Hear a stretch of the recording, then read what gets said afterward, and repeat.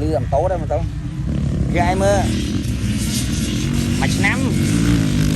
có được chứ chẳng thấy mạch nam đi họ cục chua ngon lại cục lại cho ngon đó rồi dưỡng lên Việt Nam mà đang nào nào đấy